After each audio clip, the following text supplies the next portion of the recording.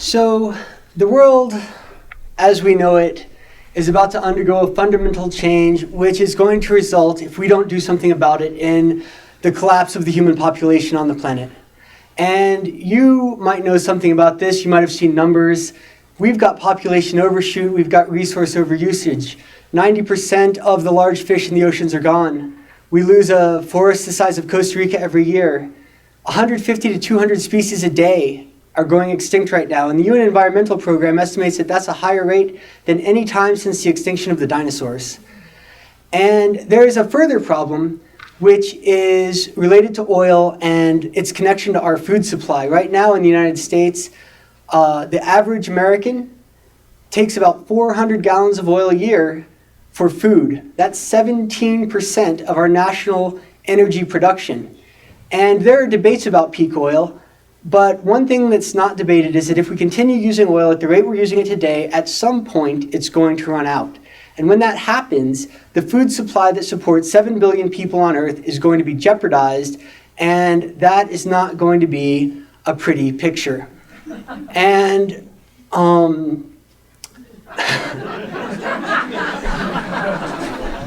the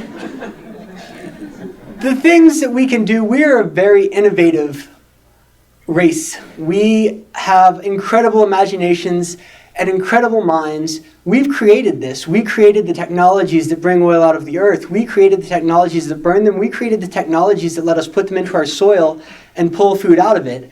And what we need to do right now is think.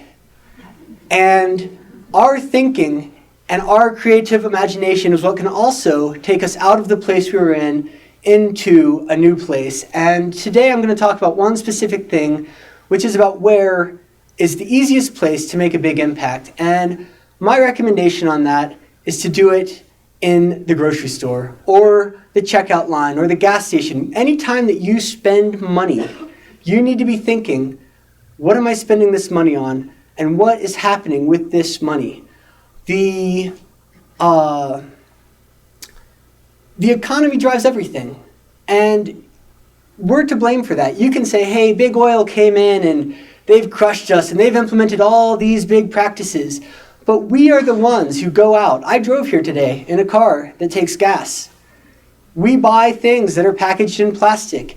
We have oil in every part of our lives. It's in our clothes, our homes, our communication systems, our transportation.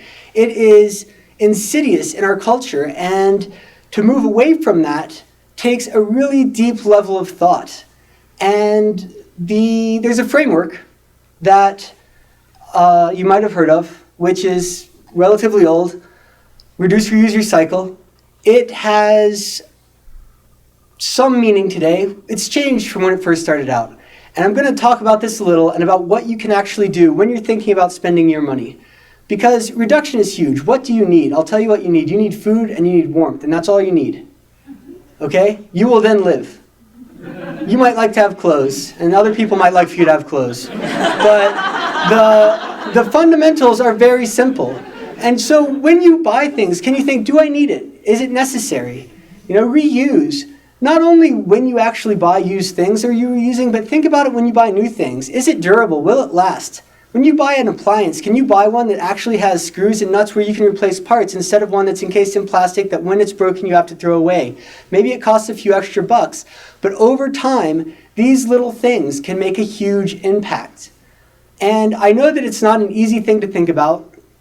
It's a personal issue. All of us have our own things, but it's time that we can come out. My name is Justin Handley, and I'm an oil addict. And the difference is that I'm going to address that, and I'm going to do something about it.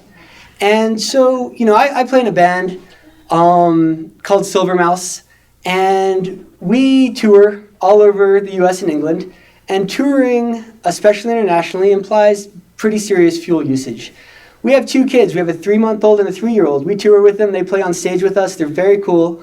And they cannot be dragged in a car 8 hours a day to a different hotel every night and keep their sanity. So we ended up getting a 1979 Greyhound bus so that they can have their bed and their little books for bedtime stories and keep it sane. But this thing gets 7 miles a gallon. And so we looked into biodiesel. And we found that we could convert to biodiesel easily. And then we looked deeper into biodiesel and found out that it's largely grown on clear-cut areas out of crops that are so water-intensive that they actually change the climates where they're grown.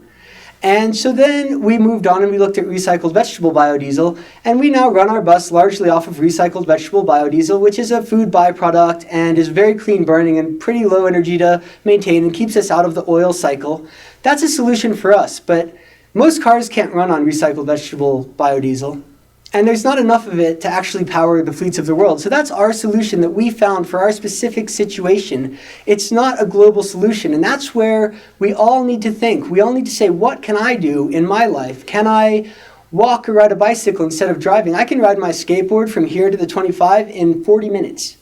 Bikes, it's probably 20. You can get anywhere in this town. You guys, this is a small place. You can get around. You can source food that's locally grown and unpackaged right here at the farmer's market.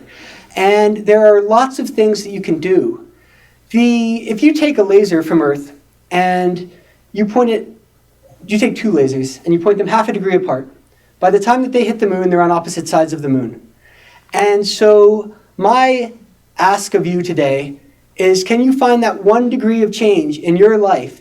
Each and every one of us needs to find that degree of change that we can make right now, because those degrees will add up, and eventually that can lead to the difference between an ongoing sustainable future for us or not.